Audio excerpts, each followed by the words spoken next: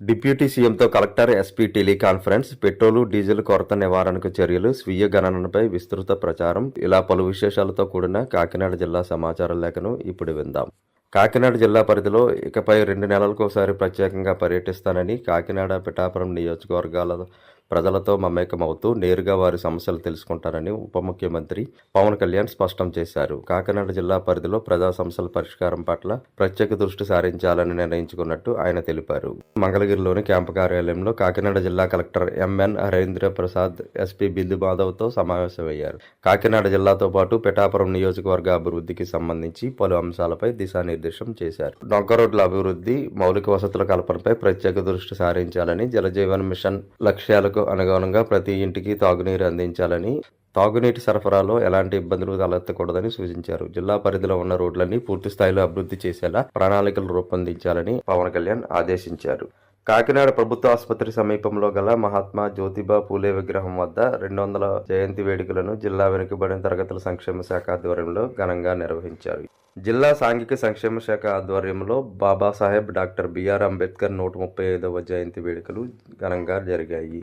స్వాతంత్ర సమరయోధుడు, భారత తొలి న్యాయశాఖ మంత్రి అంబేద్కర్ జయంతిని పురస్కరించుకుని మంగళవారం ఇంద్రపాలెం కూడలి వద్ద ఉన్న ఆయన కాంస్య విగ్రహానికి జిల్లా కలెక్టర్ ఎంఎన్ హరేంద్ర ప్రసాద్, ఎమ్మెల్సీలు Karri Padmasri, Perabattula Rajasekharam, Kakinada city MLA Vanamadi Kondababu, joint collector Apoorva Bharat, Kakinada commissioner NVV Satyanarayana, వివిధ ప్రజా ఉద్యమ సంఘాల నాయకులు, ఇతర ప్రజాప్రతినిధులు పూలమాలలు వేసి ఘనంగా నివాళులర్పించారు. అంబేద్కర్ బడుగు బలహీన వర్గాల సామాజిక న్యాయం కోసం ఎంతగానో పోరాటం చేశారని కొనియాడారు. కాకినాడ జిల్లాలోని ప్రభుత్వ సామాన్య ఆసుపత్రిని ఏప్రిల్ 18వ తేదీ జిల్లా కలెక్టర్ హరేంద్ర ప్రసాద్ ఆకస్మికంగా పరిశీలించారు. ఈ సందర్భంగా జిల్లా కలెక్టర్ జీజీహెచ్ వైద్యాధికారులతో కలిసి జీజీహెచ్లోని వివిధ వార్డుల్లో పర్యటించారు. వార్డుల్లోని వసతులను పరిశీలించి పేషెంట్స్తో మాట్లాడి ఆసుపత్రి ద్వారా అందుతున్న వైద్య సేవల వివరాలను అడిగి తెలుసుకున్నారు. తొలుత జిల్లా కలెక్టర్ జీజీహెచ్లోని వంగాగీత బ్లాకులో ఎమర్జెన్సీ వార్డు, నూతనంగా నిర్మించిన trauma care, medical ward, surgical వార్డులో గుండె జబ్బులు, ఆర్థోపెడిక్ వార్డులను పరిశీలించారు. చికిత్స పొందుతున్న వారితో మాట్లాడి ఆసుపత్రిలోని సదుపాయాల వివరాలను ఆరా తీశారు. జీజీహెచ్కు వచ్చే ప్రజలకు నాణ్యమైన వైద్య సదుపాయాలు అందించాలన్నారు. ఆసుపత్రి పరిసరాలతో పాటు వార్డులలో పారిశుధ్య వ్యవస్థను మెరుగుపరచాలని ఆయన సూపరింటెండెంట్ను ఆదేశించారు.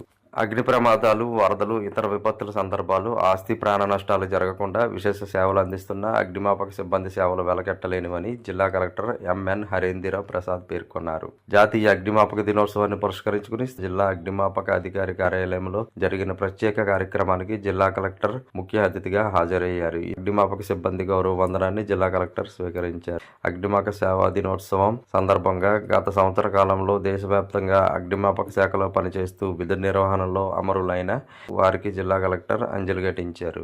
జనగణన 2027లో భాగంగా స్వీయ గణన నమోదు కార్యక్రమంపై ప్రజలకు విస్తృత అవగాహన కల్పించారు. జిల్లా కలెక్టర్ హరేంద్ర ప్రసాద్, ఎస్పీ బిందు మాధవ్ కాకినాడ కలెక్టరేట్లో స్వీయ గణన నమోదు ప్రక్రియను పూర్తి చేశారు. ఏప్రిల్ 16 నుంచి 30 వరకు సెన్సస్ పోర్టల్ నందు కుటుంబ యజమానులు వారి స్వీయ వివరాలు భారత ప్రభుత్వ వెబ్సైట్లో స్వయంగా నమోదు చేసుకునేలా ప్రజలందరికీ అవకాశం కల్పించిందన్నారు. ప్రఖ్యాత ఆధ్యాత్మిక ప్రవచనకర్త, ఆంధ్రప్రదేశ్ రాష్ట్ర ప్రభుత్వ విద్యార్థుల నైతిక విలువల సలహాదారు పద్మశ్రీ చాగంటి కోటేశ్వరరావు వారి సతీమణితో కలిసి గురువారం కాకినాడ రూరల్లోని తమ స్వగృహంలో స్వీయ గణన చేపట్టారు. కాకినాడ ఆర్డీఓ మల్లిబాబు జనగణన టీం సమక్షంలో తన మొబైల్లో విజయవంతంగా స్వీయ గణన పూర్తి చేసి చాగంటి కోటేశ్వరరావు అందరికీ ఆదర్శంగా నిలిచారు. ఈ సందర్భంగా ఆయన మాట్లాడుతూ, జనగణన అనేది దేశ, రాష్ట్ర భవిష్యత్ నిర్మాణానికి పునాది వంటిదని, ఖచ్చితమైన జనగణన గణాంకాల ఆధారంగా ప్రభుత్వాలు భవిష్యత్ ప్రణాళికలు రూపొందిస్తాయని, అందువల్ల ప్రజలందరూ ఉత్సాహంగా బాధ్యతతో వ్యవహరిస్తూ జనగణనలో తప్పనిసరిగా పాల్గొనాలని, ప్రభుత్వం అందిస్తున్న స్వీయ గణన సౌకర్యాన్ని వినియోగించుకుని సులభంగా ఈ ప్రక్రియను తమ సెల్ ఫోన్ల ద్వారా పూర్తి చేయవచ్చని తెలిపారు. ఆంధ్రప్రదేశ్ ప్రభుత్వం సముద్రంలో మత్స్య సంపద పరిరక్షణకు గాను ఏప్రిల్ 15 నుంచి జూన్ 14 వరకు సముద్రంలో బోట్లపై వేటను నిషేధించింది. దీనివల్ల మత్స్యకార కుటుంబాలు ఆర్థికంగా ఇబ్బంది పడకూడదని ప్రభుత్వం అర్హులైన ప్రతి మత్స్యకార కుటుంబానికి 20,000 రూపాయల చొప్పున మత్స్యకారుల సేవలో భాగంగా భృతి చెల్లించనున్నట్టు జిల్లా మత్స్యశాఖ అధికారులు తెలిపారు. ఇప్పటి వరకు పలు విశేషాలతో కూడిన కాకినాడ జిల్లా సమాచార లేఖ విన్నాం. మరిన్ని అంశాలతో వచ్చే నెలలో కలుద్దాం. రచన పివివి వరప్రసాద్, కాకినాడ జిల్లా.